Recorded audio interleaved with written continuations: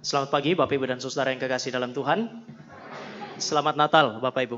Kita semua harusnya bersyukur untuk hadiah Natal yang paling besar yang telah diberikan oleh Allah bagi saudara dan saya, yaitu Yesus Kristus. Saya kira kita bisa mengucap syukur satu dengan yang lain, bisa mengucapkan selamat Natal, karena saudara dan saya sementara merayakan, mengingat kembali sebuah peristiwa yang sangat besar di dalam sejarah, yaitu kelahiran Yesus Kristus, Allah yang menjadi manusia. Sekali lagi saudara dan saya merayakan kelahiran Yesus Kristus, Allah yang menjadi manusia, dengan tujuan yang jelas, yaitu menebus saudara dan saya, membawa kembali saudara dan saya kepada Allah, pencipta dan pemilik kita. Saudara, kita merayakan Natal karena ini adalah kelahiran dari satu pribadi yang agung, Yesus Kristus. Sekali lagi, dia adalah Allah yang menjadi manusia. Kita merayakan ini karena ini adalah karya Allah yang juga agung, karena melalui Kristus Allah mencari dan menyelamatkan kita. Sekali lagi, Allah mencari dan menyelamatkan saudara dan saya. Dan bukan hanya itu, saudara dan saya tidak tahu di dalam Alkitab Allah bukan hanya berkarya untuk mencari dan menyelamatkan, tetapi Sang Gembala Agung yang mencari dan menyelamatkan mereka yang hilang adalah Sang Gembala yang agung juga yang akan terus memelihara sehingga saudara dan saya tidak terhilang. Natal bukan hanya ngomong mengenai apa yang disebut sebagai keselamatan. Natal berbicara mengenai kepastian keselamatan karena Kristus yang mencari saudara dan saya tahu untuk menjaga dan memelihara kita sehingga tidak ada yang terhilang jika dia adalah miliknya. Amin. Kalau begitu saya bisa bilang kepada saudara-saudara sekali lagi selamat Natal, dan juga dengan hati yang cukup lega bisa mengatakan juga kepada saudara kami yang beberapa waktu yang terakhir sementara merayakan Hari Mu'alaf sedunia. Bagi saya, kita saudara dan saya sebagai orang Kristen tidak perlu terlalu takut untuk menerima fakta ini. Kenapa? Karena melalui penetapan hari ini justru saudara dan saya akan melihat bukan iman Kristen yang terdegradasi, tetapi justru ini adalah sebuah kesaksian yang sangat kuat tentang apa yang disebut sebagai kekristenan. Saudara dan saya tidak perlu khawatir untuk mengucapkan selamat Idul Fitri, selamat kepada saudara kita yang merayakan hari-hari yang lain. Kenapa? Karena ucapan selamat saudara dan saya tidak menggoncang apapun. Kenapa? Karena saudara dan saya punya kepastian keselamatan dijamin oleh Kristus. Iman yang saudara dan saya punya adalah iman dengan fondasi yang kokoh, yaitu Yesus Kristus yang historis. Sehingga sebelum saya berkhotbah, izinkan saya, kalau tadi ada yang bilang karena Bapak Kapolri memberi perintah tak bisa lari, izinkan saya mendidik jemaat saya, karena saya diberi perintah dan diberi mandat oleh Allah pencipta langit dan bumi, penebus jiwa saya. Saudara dan saya sekali lagi tidak boleh terlalu takut dengan hal-hal yang sedemikian, karena iman kita adalah iman yang didasarkan pada sejarah. Dua hal menarik yang harus saudara dan saya pikirkan tentang Hari Mu'alaf Internasional ini. Pertama, hari itu mesti diletakkan di dalam konteks kalender Masehi, bukan kalender Hijriah. Supaya bisa dipahami oleh orang Indonesia, meskipun itu ditetapkan di Indonesia, dan berharap, mungkin mereka berharap, diterima secara internasional, tanggal itu, hari itu, harus diletakkan di dalam kalender Masehi, bukan kalender Hijriah. Jika diletakkan dalam kalender Hijriah, sulit sekali untuk dipahami. Jangankan diterima, dipahami pun tidak. Tapi saudara mesti ingat, kalender Masehi itu dibelah menjadi dua. Before Christ, BC. Dan setelah Kristus, Anno Domini, di dalam tahun Tuhan. Di tengah, before Christ dan Anno Domini, itu ada satu titik sejarah, yaitu Kristus. Maka kalender Masehi adalah kalender yang mengakui Yesus Kristus sebagai pusat sejarah manusia. Dan di dalam tanggal itulah segala sesuatu, atau kalender inilah segala sesuatu bisa dipahami, termasuk tanggal 25 Desember. Sehingga ini adalah sebuah kesaksian bagi saudara dan saya. Ketika orang mempersoalkan hari kelahiran Yesus Kristus, bagi saya ini menunjukkan Yesus Kristus yang saudara dan saya punya adalah Yesus yang something. Maka harus diseriusi. Saudara pergi ke semua gereja, ketika semua gereja hamba Tuhan berkhotbah pada hari raya Natal atau hari apapun, semua khotbah Kristen pasti bersifat kristosentris. Mereka berkhotbah mengenai Yesus Kristus yang lahir, yang mati, bangkit dari antara orang mati. Ini berbeda dengan khotbah-khotbah yang lain yang menyerang kekristenan, dan itu menarik karena waktu mereka berkhotbah mereka tidak berbicara mengenai kitab suci mereka, tapi mereka berbicara mengenai Kristusnya kita dan kekristenan. Ini berarti saudara dan saya punya berita adalah berita yang sangat kuat dan menarik bagi mereka. Yang ketiga, atau yang kedua, Yesus adalah pusat sejarah, pribadi dan karyanya mengakar di dalam sejarah. Hari ini, saudara dan saya bisa melihat Yesus Kristus yang lahir, mati, dan bangkit, itu tidak dapat dibantah secara historis sampai hari ini. Sekali lagi, fakta sejarah bahwa Yesus pernah lahir dalam sejarah, Dia pernah mengalami kematian dan bangkit. Itu adalah fakta yang tidak terbantahkan. Sehingga kemudian ini menjadi fakta yang menurut saya menggelisahkan. Menggelisahkan karena Yesus yang mati, bangkit, dan naik ke sorga ini adalah berita yang menarik banyak orang. Sehingga cukup saudara taruh pohon Natal, orang bisa gelisah. Itu menggoncang banyak hal. Apalagi ketika saudara dan saya berbicara mengenai Yesus Kristus yang saudara dan saya percaya. Bagi saya ini adalah petunjuk bahwa Yesus Kristus yang saudara dan saya sembah adalah pribadi yang menarik. Maka dia harus diberitakan pada hari raya Natal. Minggu yang lalu, pada hari Minggu ketika saya berkhotbah, saya bilang bahwa Yesus Kristus, saudara dan saya tidak perlu khawatir dengan berita ini, karena Yesus Kristus adalah pribadi yang lebih besar dari siapapun. Saya ingatkan khotbah minggu lalu.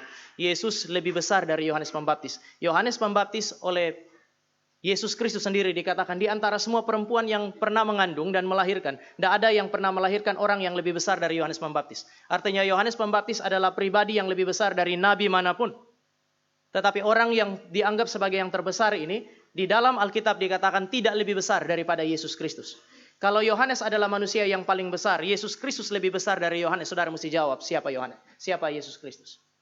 Yohanes Pembaptis, semua nabi pernah mengalami apa yang disebut sebagai kematian, dan saudara bisa cari kuburnya hari ini. Mungkin pengikutnya masih bilang, kuburnya nabi kami ada di sini. Tetapi ketika berbicara mengenai Yesus Kristus, Petrus bilang, karena dia bangkit dari antara orang mati, maka kuburnya kosong. Siapa Yesus Kristus? Saudara dan saya mesti jawab hal ini.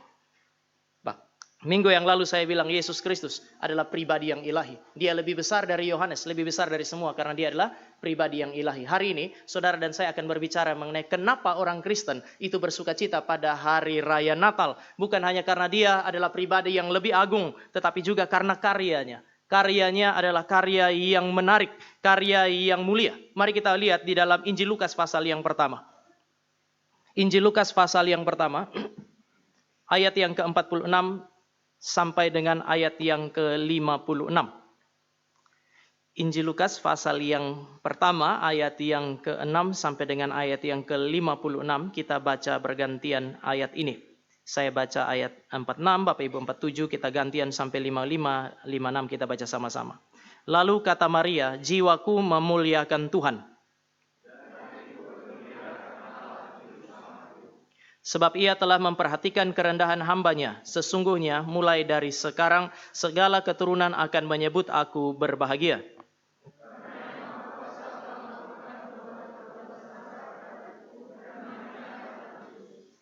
Dan rahman-Nya turun-temurun atas orang yang takut akan Dia.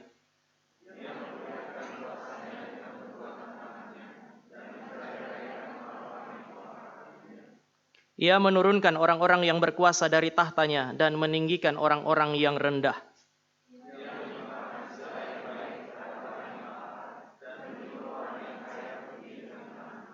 Ia menolong Israel, hambanya, karena ia mengingat rahmat-Nya.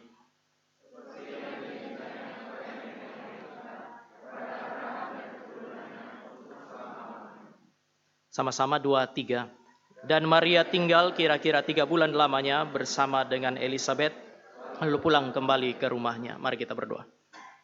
Tuhan, kami mengucap syukur untuk karya Allah di dalam Kristus yang lahir lebih dari 2000 tahun yang lalu, hadir di dalam sejarah manusia untuk mencari dan menyelamatkan kami manusia yang terhilang. Kami bersyukur karena dengan demikian Dia adalah Allah sejati dan manusia sejati yang dapat berdiri sebagai perantara di antara kami dengan Allah yang suci, membawa kembali kami kepada Allah melalui korbannya di atas kayu salib, dan dengan demikian kami boleh menikmati persekutuan dengan Allah. Kami bersyukur untuk kasih karunia Tuhan itu, dan kami percaya bahwa Allah inilah yang juga bekerja melalui Roh Kudus memberi firman Alkitab yang ada di tangan kami. Ketika kami merenungkan sekali lagi makna Natal bagi kehidupan kami, biarlah Tuhan hadir.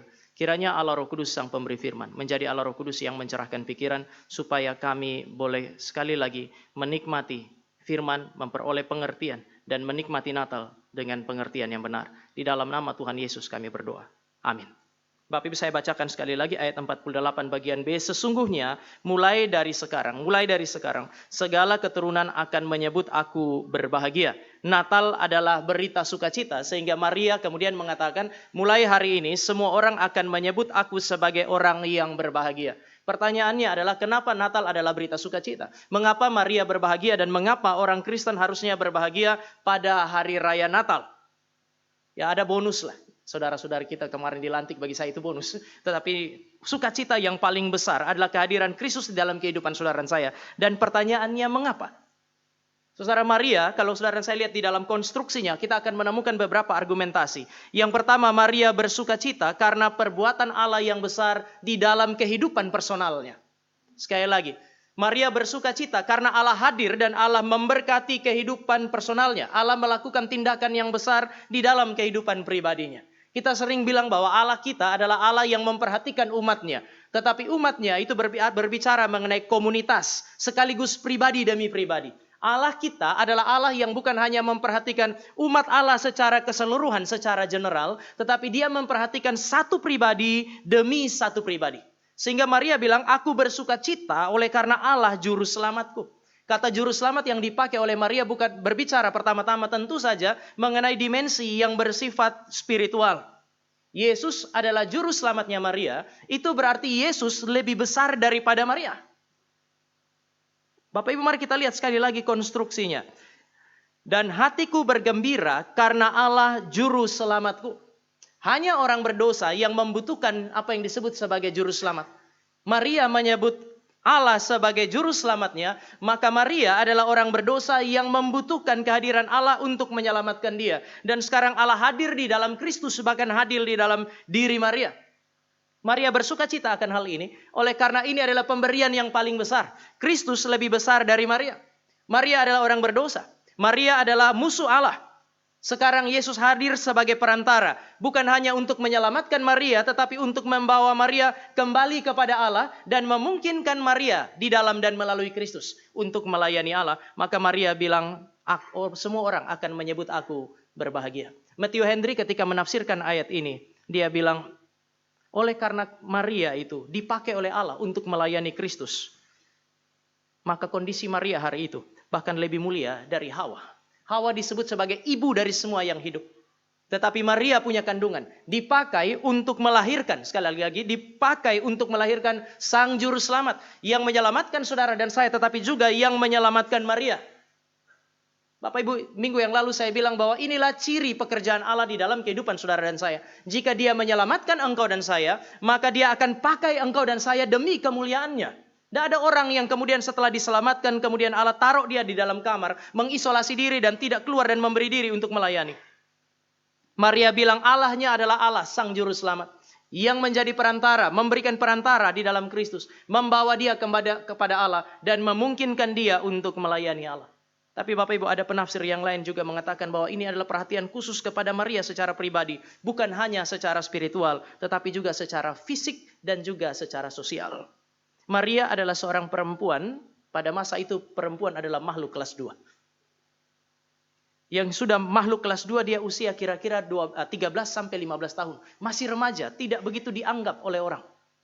Bukan cuma itu, dia adalah seorang perempuan yang lahir dari keluarga yang miskin. Kehadiran Yesus Kristus di dalam rahimnya tanpa benih seorang laki-laki memang, tetapi tampak keluar orang melihat dia mengandung, ini muncul sebagai aib. Tetapi Maria bilang, aku berbahagia. Kenapa? Karena Allah sementara menjadikan dia sebagai wanita terhormat di hadapan semua generasi. Maka dia bilang, semua orang akan menyebut aku berbahagia. Ini bagi saya ini menarik. Karena kalau Allah mau memulihkan saudara dan saya, memberikan kehormatan kepada saudara dan saya, dia tidak harus mengubah orang miskin jadi kaya supaya dia jadi terhormat. Seringkali saudara dan saya memberikan penghormatan kalau itu orang kaya.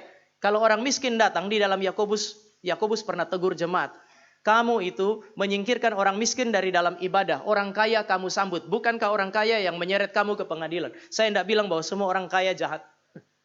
Tetapi saya mau katakan justru arah sebaliknya. Yang Yakobus kritisi pada masa itu adalah sikap hati jemaat yang membedakan kaya dan miskin. Seolah-olah yang kaya lebih terhormat daripada yang miskin. Tetapi kemudian saudara dan saya bisa lihat hari ini, Maria bilang, aku berbahagia. Engkau Allah yang memulihkan kehormatanku sebagai seorang perempuan yang dianggap makhluk kelas 2, miskin. Engkau memulihkan kehormatanku, menjadikan aku sebagai seorang perempuan yang terhormat tanpa menjadikan aku kaya. Tanpa menyingkirkan penderitaan, tanpa menyingkirkan resiko-resiko di dalam pelayanan. Tetapi dia terhormat karena Allah memberikan kepadanya Kristus. Allah memberikan kepadanya kesempatan untuk melayani Kristus dengan segala resikonya. Bapak, Ibu, Saudara, dan saya perlu belajar hal ini. Semua yang ada di dalam Kristus tidak hanya belajar untuk melayani Allah, tapi mereka harus belajar untuk kemudian menghormati sesamanya. Hati-hati saudara dan saya jadi Kristen, tapi mulut saudara dan saya menghancurkan orang Kristen lainnya. Hati-hati kalau saudara dan saya pada saat yang sama menyebut diri sebagai Kristen, tetapi tindakan-tindakan kita justru mendegradasi dan menghancurkan yang lain. Apa gunanya Anda merayakan Natal? Natal berbicara mengenai pemulihan secara spiritual, dan mereka yang telah dipulihkan secara spiritual dijadikan terhormat oleh Allah. Belajarlah untuk menghormati orang lain di dalam segala konteks. Ini tidak meniadakan tentu saja tindakan yang tegas, tindakan yang keras, tetapi penghormatan adalah sesuatu yang tidak boleh tidak ada.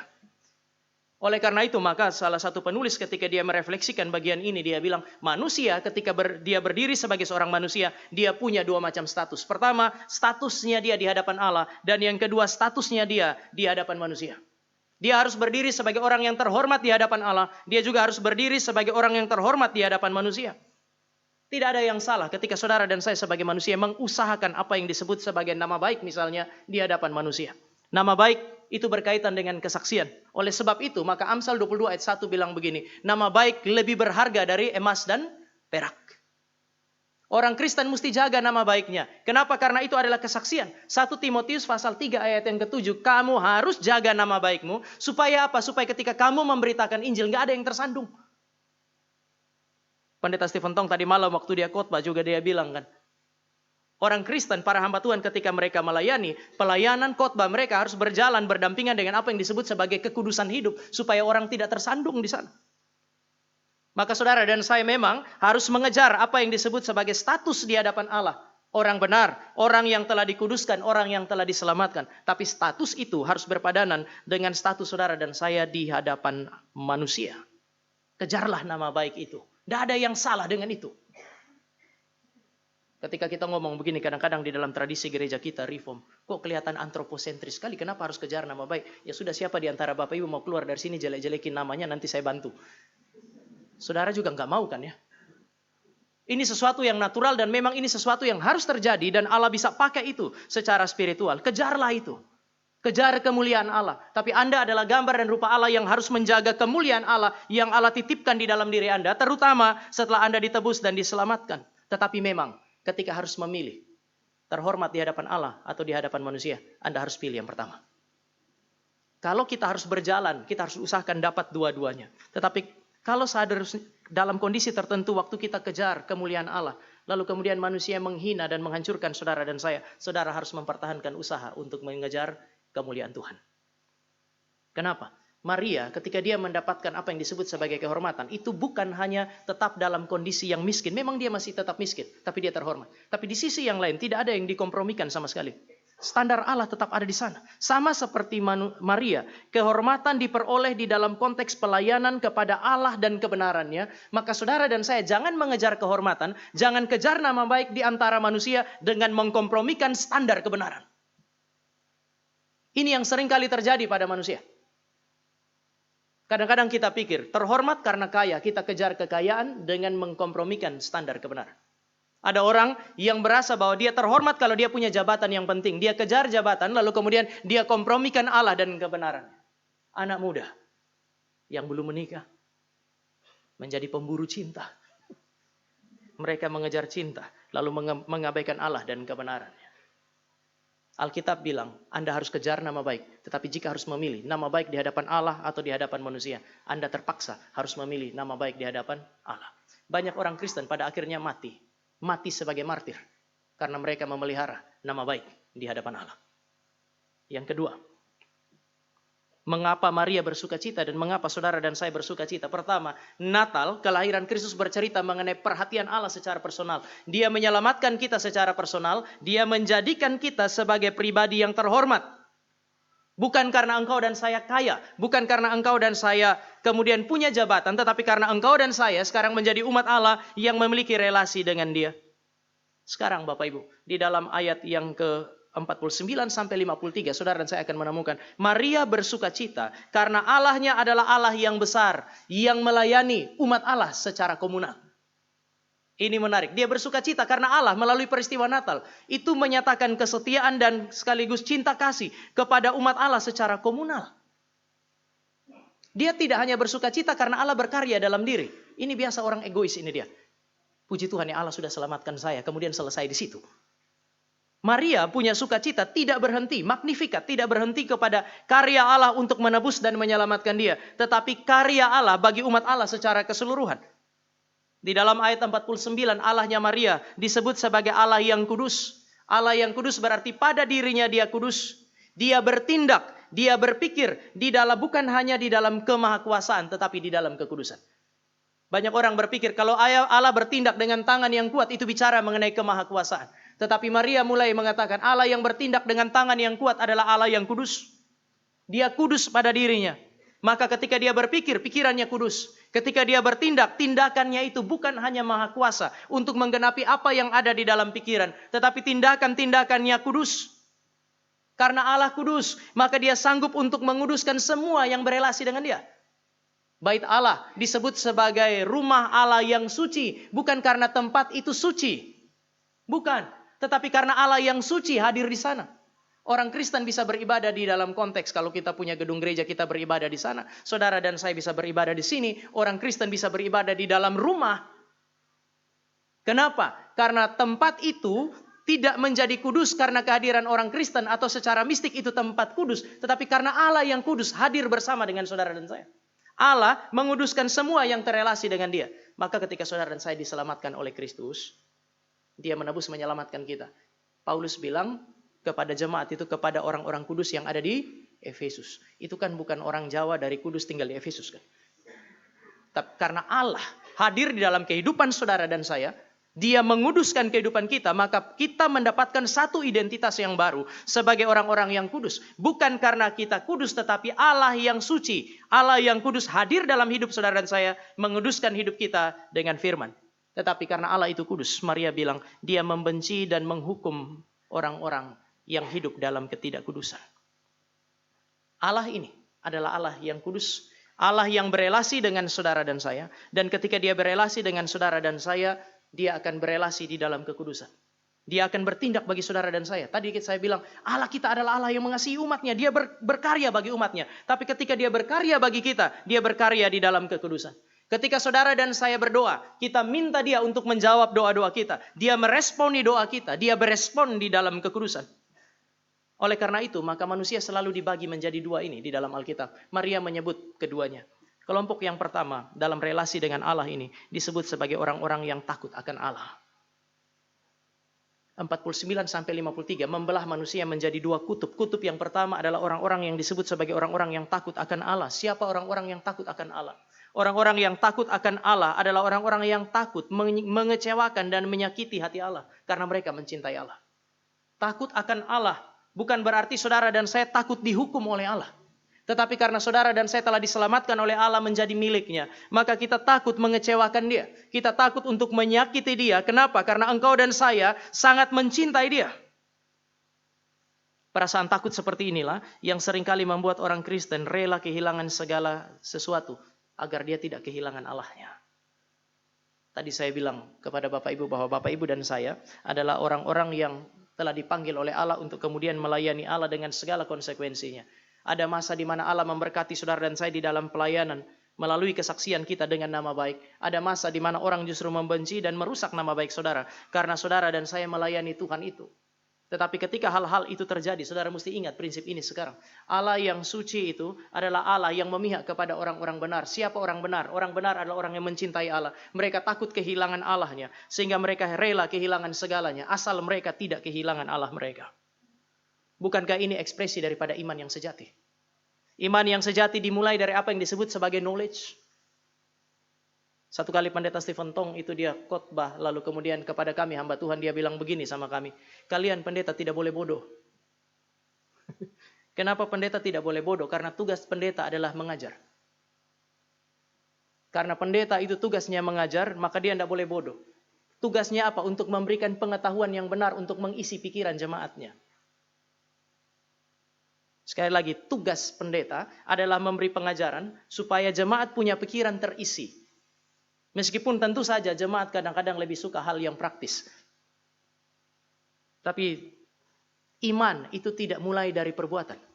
Iman dimulai dari pengertian. Ada yang bilang iman itu percaya. Iya, percaya apa? Pokoknya saya percaya. Iya, percaya apa? Maka iman mau tidak mau harus dimulai dari apa yang disebut sebagai pengetahuan yang benar. Saudara dan saya tahu Allah yang benar, Allah yang suci. Tahu firman yang benar dan firman yang suci. Baru yang kedua di dalam iman itu ada yang namanya belief. Dia bukan hanya berbicara mengenai knowledge, tetapi bicara mengenai belief. Keyakinan, kepercayaan kepada Allah yang benar dan kepada firman-Nya. Percaya juga berarti total dependensi. Ketika saudara dan saya beriman, menjalani hidup sebagai orang beriman, lalu kemudian kehidupan iman kita mengancam kehidupan kita, maka saudara dan saya harus memilih kepada siapa kita bergantung. Bukankah ini yang terjadi kepada Sadrak, Mesak, dan Abednego? Ketika Daniel punya 3 teman itu harus berhadapan dengan fakta, ada aturan sembah patung kaisar atau menyembah Allah. Mereka memilih untuk menyembah Allah dengan segala konsekuensinya. Mereka kenal Allah yang sejati. Allah yang sejati ada di sorga, tidak kelihatan. Bukan kaisar dan bukan patungnya. Mereka tahu ini iman yang benar dimulai dari pemahaman. Oleh karena itu, maka mereka punya semacam kepercayaan bahwa Allah sanggup untuk menyelamatkan. Perhatikan waktu mau dilempar ke dalam api. Apa yang dikatakan oleh 3 orang ini? Allah kami ini sanggup untuk menyelamatkan kami. Tapi kalaupun tidak, artinya Allah bisa tidak menyelamatkan kan ya. Ini agak berbeda dengan keyakinan iman kita hari ini kan ya. Iman kita hari ini Allah cuman bisa menyelamatkan kita. Allah kita itu kena stroke sebelah. Cuman tangan kanannya yang bisa kerja, kirinya enggak. Sehingga satu-satunya modus yang bisa dia kerjakan adalah menyelamatkan engkau dan saya. Dan seolah-olah dia tidak bisa membiarkan engkau dan saya mengalami apa yang disebut sebagai penderitaan. Iman yang sejati berlahir dari pengenalan yang benar kepada Allah. Dia mengerti Allahnya, maka dia bilang, Allah saya bisa bebaskan saya. Tapi kalau dia tidak mau, dia bisa biarkan kami terbakar di dalam api. Tapi tidak ada masalah. Lalu kemudian kaisar bawa mereka, lempar ke dalam api, dan hari itu memang Allah menyelamatkan mereka. Tapi pada abad pertama banyak orang Kristen dilempar ke dalam api, tidak keluar selamat kan ya. Mereka mati. Tapi ini cara Allah berdaulat bekerja di dalam kehidupan saudara dan saya. Dia beri pengetahuan. Itu kemudian menjadi fondasi bagi saudara dan saya untuk percaya kepada Allah dan kepada firman-Nya. Lalu bergantung sepenuhnya kepada Dia. Kalau Dia mau selamatkan, saya percaya. Kalau Dia tidak mau selamatkan, saya percaya itu adalah yang terbaik. Total dependency. Dan karena saudara dan saya punya yang namanya pengetahuan, punya apa yang disebut sebagai kepercayaan, beliefs, total dependency, maka hasilnya adalah apa yang disebut sebagai total obedience. Maka iman selalu punya ini. Knowledge, beliefs, dan total obedience. Ketaatan total. Iman bicara mengenai pemahaman dan keyakinan yang membentuk kehidupan dan kesaksian Kristen. Karena kita tahu firman, tahu Allah, kita mengasihi Dia, maka saudara dan saya mempertahankan semua itu. Tetapi Bapak Ibu, kalau seandainya saudara dan saya memilih untuk berjalan bersama dengan Tuhan, apa yang akan didapatkan? Maria bilang, Allah memberikan rahmat-Nya. Di dalam ayat yang ke-50. Mari kita lihat ayat yang ke-50. Dan rahmat-Nya turun-temurun atas orang yang takut akan Dia. Hal yang terpenting di dalam kehidupan Kristen adalah penyertaan Tuhan. Sekali lagi, tadi saya bilang Maria itu tidak jadi kaya karena Allah menyertai dia. Maria masih seorang perempuan muda yang dianggap remeh oleh masyarakat hari itu. Maria masih kemudian mengandung Yesus Kristus dan itu menjadi aib yang harus dia tanggung. Tetapi ada satu yang sangat penting yang tidak ada di dalam kehidupannya sebagai orang benar, yaitu penyertaan Tuhan. Ada semacam special attention, perhatian khusus yang Allah berikan kepada umatnya yang takut akan Dia. Ada belas kasihan Tuhan. Di dalam ayat yang ke-53. Ia melimpahkan segala yang baik kepada orang yang lapar. Dan menyuruh orang yang kaya pergi dengan tangan hampa. Ia melimpahkan segala yang baik kepada orang yang lapar. Di dalam bahasa asli, Bapak Ibu itu berbicara mengenai present time.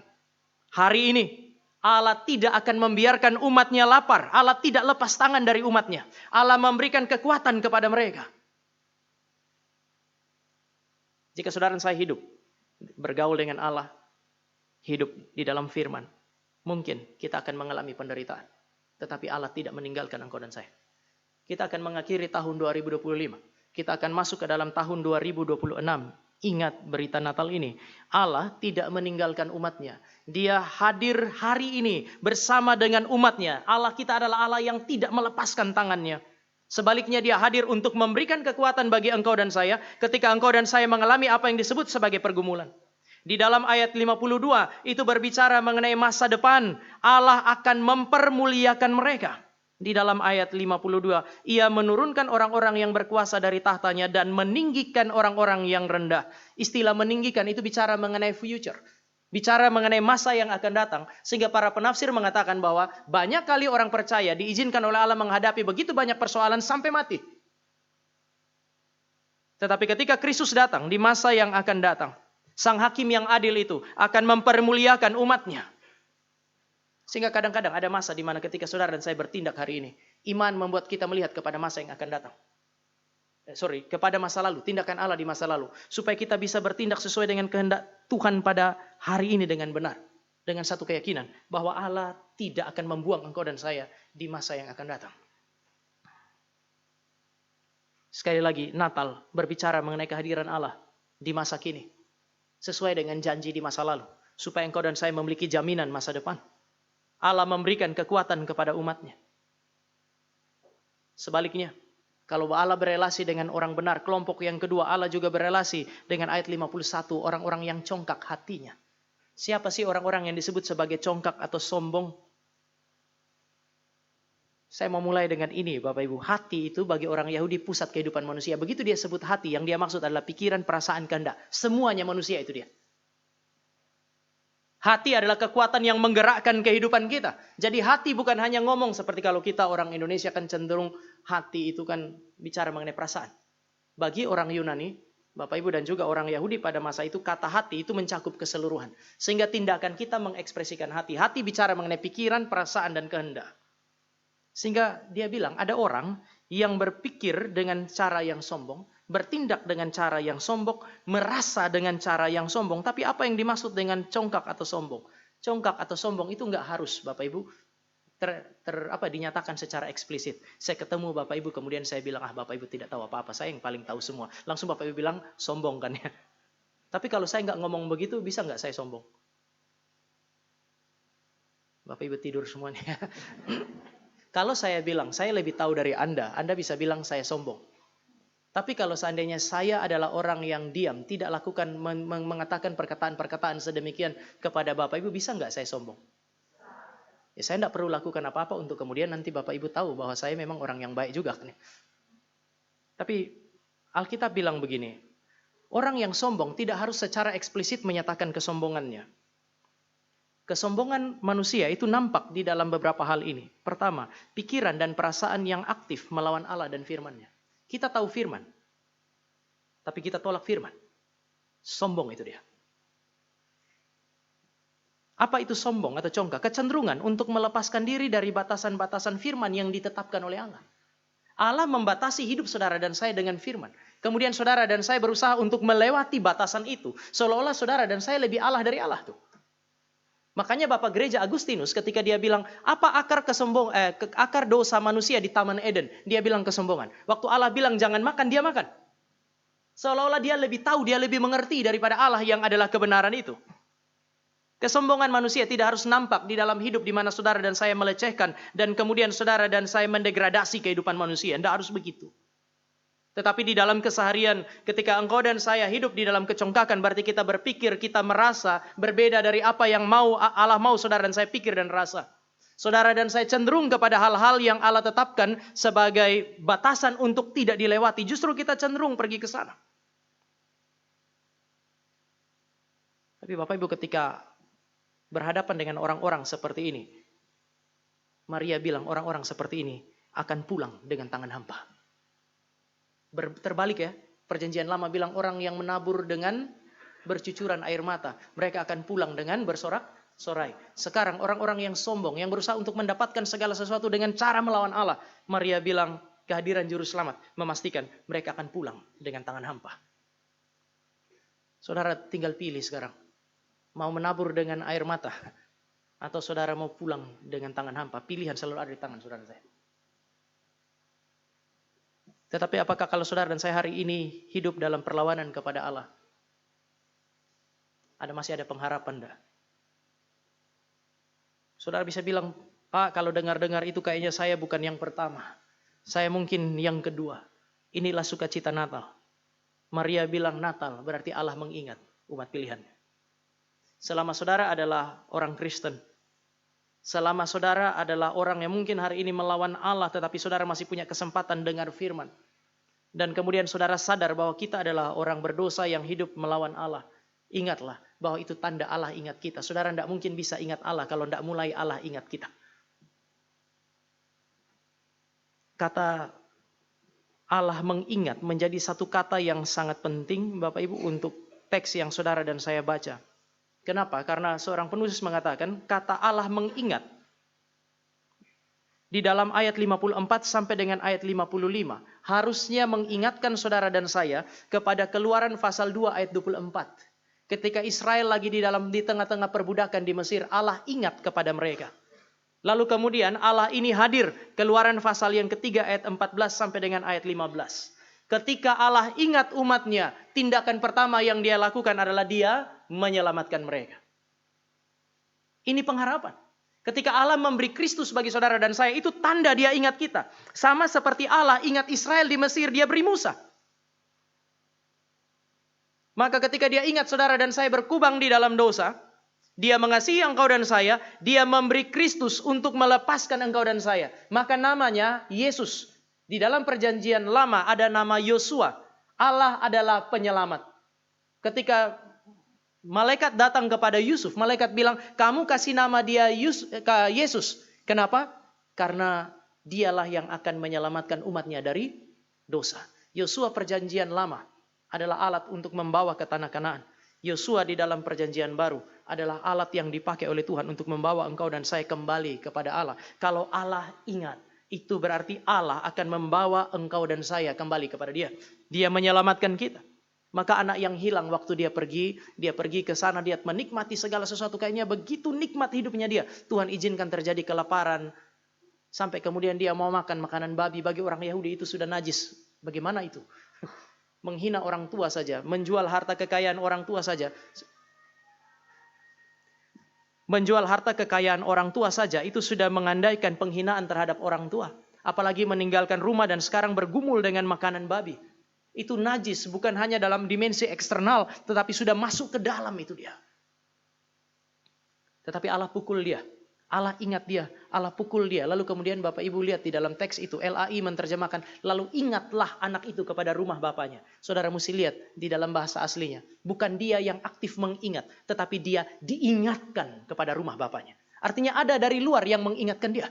Dan Allah yang ingat kepada anak ini, mengingatkan dia kepada rumah bapaknya sehingga dia pulang. Saudara, Allah kita adalah Allah yang kalau dia ingat umatnya, maka dia akan beri Kristus bagi Anda. Pertanyaannya sekarang adalah, pernahkah Kristus menjadi Tuhan dan Juru Selamat Anda? Apakah Kristus hadir di dalam hati Anda hari ini atau tidak? Kalau Kristus ada di dalam hati Anda karena Anda pernah menerima dia sebagai Tuhan dan Juru Selamat, ingatlah bahwa itu hanya bisa terjadi jika Allah terlebih dahulu mengingat Anda dan memberikan Kristus bagi Anda. Tapi yang kedua, kalau Allah ingat saudara dan saya, dia akan membawa kita ke dalam relasi dengan dia. Allah yang ingat tidak hanya menyelamatkan lalu biarkan saudara dan saya ada pada tempat di sana. Allah yang ingat engkau dan saya adalah Allah yang akan selalu membawa engkau dan saya kepada apa yang disebut sebagai relasi. Oleh sebab itu, maka para penafsir mengatakan Maria sementara merujuk Keluaran pasal yang ketiga. Allah yang aku adalah aku itu adalah Allah yang perkasa, Allah yang besar. Yang membawa umatnya ke dalam relasi setelah dia masuk ke dalam relasi dengan mereka. Allah yang saudara dan saya punya disebut sebagai Yahweh. Dia bawa kita ke dalam relasi melalui iman atau kepercayaan. Bukan karena kalau saudara dan saya percaya kepada dia, dia menjadi lebih besar. Dia bukan Allah yang butuh dukungan engkau dan saya. Allah tidak jadi lebih, tidak jadi kurang karena saudara dan saya percaya. Kalau ada orang yang tadi Kristen meninggalkan kekristenan, tidak mengurangi apapun pada Allah. Jika saudara bukan Kristen, saudara menjadi Kristen karena percaya kepada Allah yang sejati, itu tidak menambah apapun pada Allah. Tetapi ini adalah sarana supaya engkau dan saya menjadi percaya dan makin lama makin dekat dengan dia. Maka dia menganugerahkan apa yang disebut sebagai iman. Supaya saudara dan saya bisa berelasi dengan dia, maka dia memberikan kepada saudara dan saya apa yang disebut sebagai ibadah, di mana kita mempermuliakan dia bukan karena dia kurang terhormat dan kurang mulia, tetapi saudara dan saya mau mengekspresikan di dalam ibadah itu kemuliaannya.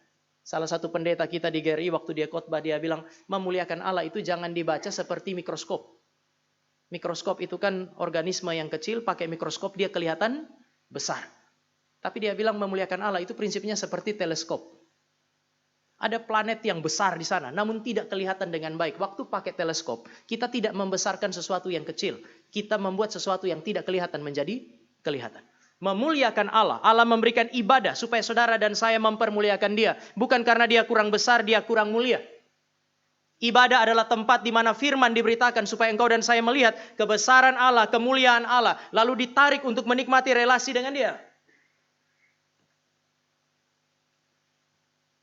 Kita berelasi dengan dia di mana? Di dalam pelayanan kepada dia. Bukan karena dia membutuhkan pelayanan saudara dan saya. Hari Minggu saya bilang Allah bisa membangkitkan pelayannya dia dari batu. Alam itu juga menyaksikan kemuliaan Allah.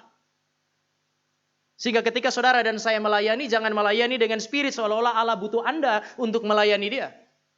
Sebaliknya, dia berikan apa yang disebut sebagai pelayanan karena kita adalah manusia yang membutuhkan pelayanan kepada dia. Dan di dalam konteks itulah kita belajar beriman, bergantung, dan mempermuliakan dia. Maka kalau Allah menyelamatkan, Allah mengingat saudara dan saya, dia bukan hanya selamatkan, tapi dia bawa ke dalam relasi. Yang terakhir, kalau Allah ingat saudara dan saya, kata Maria, maka dia akan selalu hadir dalam kehidupan kita. Itu sebabnya dia bilang Allah gitu. Allah yang hadir di tengah-tengah umatnya dan dia bersuka cita karena hal itu. Allahnya gereja adalah Allah yang disebut sebagai Immanuel. Dia hadir di dalam tengah-tengah umatnya. Kemarin waktu kita caroling tanggal 20 di rumah Ibu Welem. Salah satu pokok doanya Ibu Welem waktu kesaksian adalah berdoalah supaya keluarga ini nih makin dekat kepada Tuhan, melekat kepada Tuhan. Dia lagi bergumul sekali. Bapak Ibu kita punya jemaat kan bergumul. Beliau bergumul sekali dan dia bilang supaya di tengah-tengah pergumulan ini dia dari bukan Kristen menjadi Kristen. Lalu dia bilang tuh apa ya? Yang saya inginkan cuma satu sih. Di tengah-tengah anak yang sakit, di tengah-tengah semua penderitaan doakan supaya kami melekat kepada Tuhan. Waktu saya khotbah saya bilang, Ibu, baik punya kerinduan untuk melekat kepada Tuhan, tapi jangan lupa Natal Immanuel, Allah dari sorga turun ke bumi. Itu berarti yang pertama kali berinisiatif untuk melekat, itu Allah. Allah lah yang berinisiatif untuk melekat kepada umatnya. Ini Natal bercerita kepada saudara dan saya. Salah satu tanda bahwa Allah ingat engkau dan saya adalah dia memberi dirinya bagi saudara dan saya. Dia menyelamatkan kita, membawa kita ke dalam relasi iya, tetapi juga pada saat yang sama, dia akan hadir dalam kehidupan kita termasuk di dalam segala pergumulan kita. Bapak Ibu, kata ingat itu mengandaikan kadang-kadang kayaknya pernah lupa.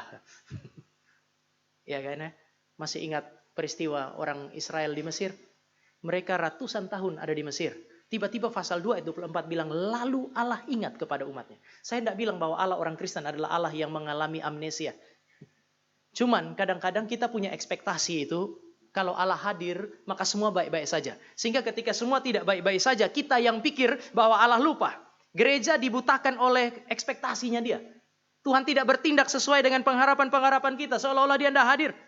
Dia baru hadir kalau dia bertindak sesuai dengan harapan-harapan kita. Kadang-kadang kita dibutakan. Kita tidak menyadari kehadiran Tuhan. Karena apa? Karena keterbatasan kita.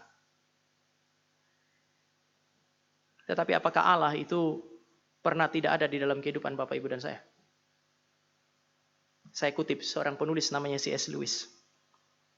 Dia bilang begini, kita ini mungkin lalai. Sekali lagi, kita ini mungkin lalai. Tetapi dimanapun, kita tidak mungkin menghindari kehadiran Allah. Dunia ini dipenuhi oleh Allah. Ia berjalan-jalan di mana-mana di dalam penyemaran. Dia ada di mana-mana, cuman kita tidak lihat dia. Dia selalu ada bersama dengan engkau dan saya. Tetapi seringkali dia tidak bertindak sesuai dengan ekspektasinya kita. Itu sama seperti anak, masih umur 9 tahun, minta motor sama papanya. Papa nggak kasih, lalu dia bilang, papa nggak sayang Stefani. Saudara dan saya minta A dan B, Tuhan nggak kasih. Kita bilang seolah-olah Tuhan nggak hadir. Bapak Ibu, ada kontras. Ini saya mau tutup dengan ini. Ada kontras ini Bapak Ibu. Pemazmur itu pernah bilang begini, kalau aku pergi ke timur, engkau ada di sana. Pergi ke barat, engkau di sana. Kalau aku pergi ke langit, engkau ada di sana. Ke dunia orang mati, engkau ada di sana. Saudara dan saya tidak pernah bisa menghindari kehadiran Tuhan. Tapi coba lihat Ayub waktu bergumul. Dia bilang apa? Tuhan, saya ke timur, engkau tidak ada di sana. Aku pergi ke barat, Tuhan, engkau nggak ada di sana. Aku berkeliling sampai ke ujung-ujung bumi, engkau nggak ada di sana. Jadi Allah ada atau Allah nggak ada? Persoalannya bukan pada ketiadaan Allah. Tetapi saudara dan saya punya pengharapan. Saudara dan saya punya cara pikir yang berbeda dengan cara Allah menyatakan diri. Ini yang membuat saudara dan saya merasa Allah tidak ada. Sekarang Natal bilang kepada saudara dan saya, sekali engkau dan saya menerima Kristus sebagai Tuhan dan Juru Selamat, Allah yang adalah Immanuel itu tetap Immanuel. Pendeta Stephen Tong bilang Allah kita itu bukan kayak kipas angin. Masuk, keluar, masuk, keluar. Tidak, dia selalu ada bersama dengan saudara dan saya. Sehingga ketika saudara dan saya ada di dalam padang rumput hijau, air yang tenang, bersuka cita karena Allah beserta dengan kita. Ketika engkau ada di dalam lembah kekelaman, jangan takut karena Allah beserta dengan kita. Ini Natal. Mari kita berdoa. Kami bersyukur kepadamu untuk sukacita yang kau berikan pada kami pada hari raya Natal. Karena Allah yang besar di dalam Kristus menebus dan menyelamatkan kami dari dosa-dosa kami. Sebagai tanda dia mengingat kami. Bukan hanya itu. Sebagaimana Maria, dia menempatkan kami pada posisi yang terhormat. Di tengah segala keberadaan kami. Entah kami sehat atau kami sakit. Entah kami bersuka cita atau menderita. Entah kami kaya, entah kami miskin. Entah kami terlihat berhasil oleh dunia, entah kami terlihat gagal oleh dunia. Entah di dalam segala situasi apapun, kami mulia karena Engkau yang telah menempatkan kami untuk menjadi pelayan-pelayan. Kami juga bersyukur karena Allah ini adalah Allah yang menarik kami ke dalam relasi melalui iman yang benar. Allah yang menarik kami ke dalam relasi melalui ibadah-ibadah kami. Menarik kami ke dalam relasi melalui pelayanan-pelayanan kami. Namun sebelum itu, dia telah memberi dirinya untuk hadir dalam kehidupan kami. Allah yang adalah Immanuel itu. Tuhan tolong kami supaya kami mengakhiri 2025, memasuki 2026 dengan iman yang sejati ini. Ini doa kami dalam nama Tuhan Yesus kami berdoa. Amin.